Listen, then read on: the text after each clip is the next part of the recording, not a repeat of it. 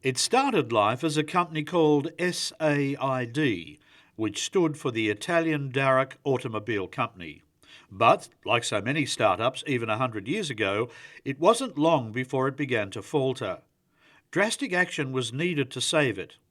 The Italian directors bought out the French interests, Darroch, and renamed it the Lombardy Automobile Factory, the initials of which in Italian are ALFA.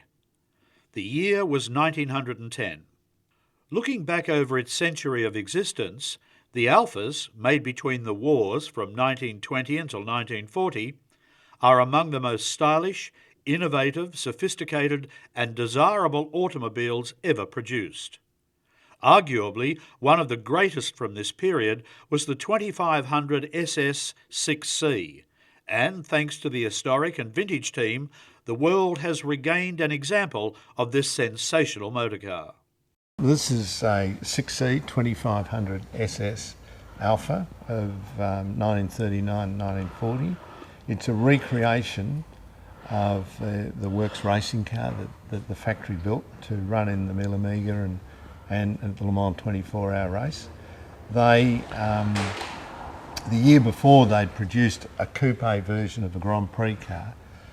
So this car was the first, what we now call a Grand Touring car. They called it a saloon car, but it's actually the first of the GT cars.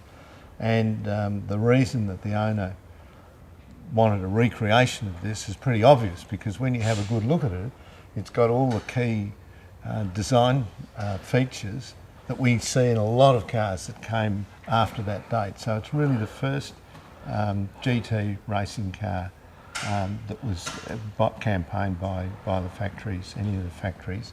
But it's not a total recreation, is it? Because you had the original engine and chassis and that to work with? That's right. The body is a recreation which we made, but mechanically it's identical to the way the cars were raced. It's got fully independent suspension. It's a 6-cylinder, 2.5 litre twin cam motor with a dry sump, and we can have a look at that here.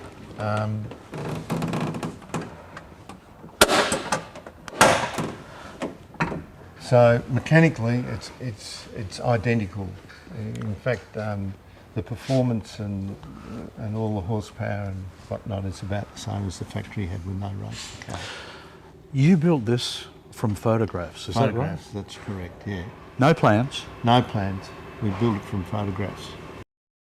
As much as it was a challenge rebuilding the engine and running gear, recreating the body was the real achievement.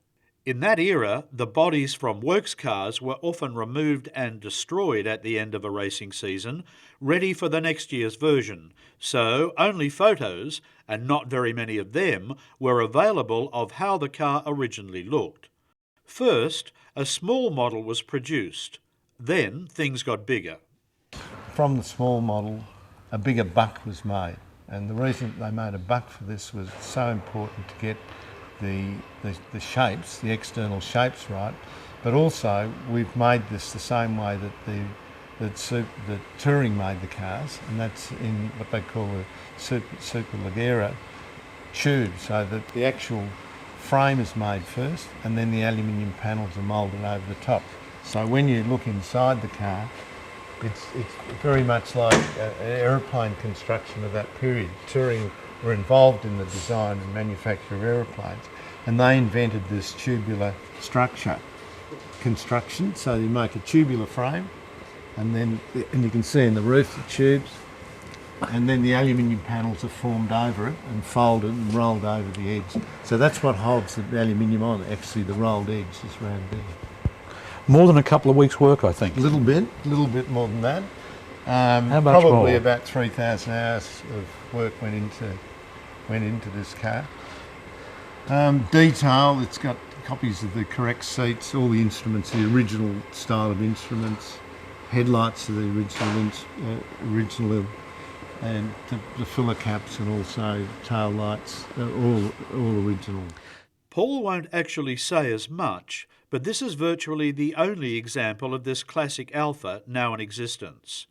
He will, however, admit to it being the only one in Australia, and he and the HVR team are justifiably proud of their efforts and the work involved in drawing together the myriad bits and pieces that have gone into this project. While we were working on the car, we were continually chasing up bits and pieces, and you can be lucky. We were lucky with some components. We got them, readily. In fact, the carburettors on the car are the period carburettors from that period. They're DCO3 Webers, Sandcast. They're all handmade, and they're extremely hard to get hold of. In fact, the components that we had to actually make all our own jetting for them, because you can't buy the jets. They're not like the modern Weber carburetor. They look like them, but they're not. So fortunately, having our own rolling road here, we were able to spend some time and tune it and make all the jets to suit the engine.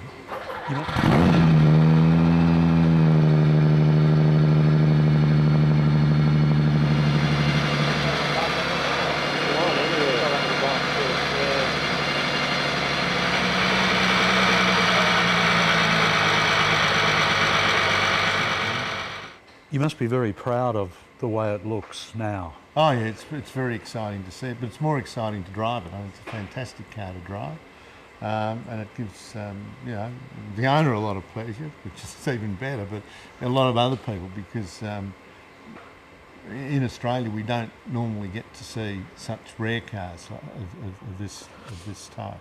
There are very few of them. Not content with one truly unique Alfa, the HVR team are working on the recreation of another. Again, they're working from photos and drawings, and no doubt the end result will be just as spectacular. This is a 6C. Essentially, the chassis that we see here is the same as under that car. This is a 6C 2300mm, which means that it's a super sports model. It's made for sports car and for racing. It's very interesting to see it sort of in its naked form. You can see that it has independent front suspension, which is very advanced for that period. Also, it has independent rear suspension with swing axles and torsion bars. Again, that's very advanced for that period. Slightly earlier period, this is mid-30s, isn't it? Yeah, 35. that's 35, but essentially they're the same car. This was only a progression. This one will be slightly different in that it's got a supercharger, and that we're proposing to build a sports car body on, and these are the initial prototype type drawings. And once again, you're basically building from photographs and drawings. We're building from photographs and drawings, and these are the initial drawings. Give us that top one, show us the. Okay, right. So we can see that what we're doing is this is a body that was actually used on period Alfa racing cars, and so what we're doing is adapting it to this chassis now, and like the coupe, it's a touring design, and they were really the preeminent designers of the sports cars in that period. Paul estimates that it will take around 9 months to build the body and get it to the stage where it's complete with all fittings and finished paintwork. And while that's happening, work will proceed on the mechanical restoration of the original engine and the assembly and refurbishment of all of the other elements that will turn these drawings into a living, breathing 1930s classic. These ones are actually scale drawings, so we've actually got the sizes here. There's the owner to scale. We know that he can fit in the car. So what we'll be doing from this one is blowing this up to full size. So we'll blow this up to actual full size, and then we can test to make sure that we've got the scale and dimensions right. In a physical way, we can actually sit in the chassis. We can actually we'll make our patterns for the mud guards and the bodywork, and then again we can make sure that everything's going to fit together. Now, once we're satisfied that we've got the dimensions and the scale right, we'll make further patterns of the mud guards and the rest of the bodywork, and then we'll go into manufacturing the panels. There's no wood in this car at all. It'll have very light metal structures inside to support the panelling. This lifts up for the spare wheel. The spare wheel sits in there, so that's why that shape's like that. So that panel will lift up, and then it has a petrol tank sitting in the middle over the back axle. That's it. There's not much room for anything else in it. That's it. For most of us, only a lotto win stands between where we are now as enthusiasts and being the proud owners of a $1 million classic.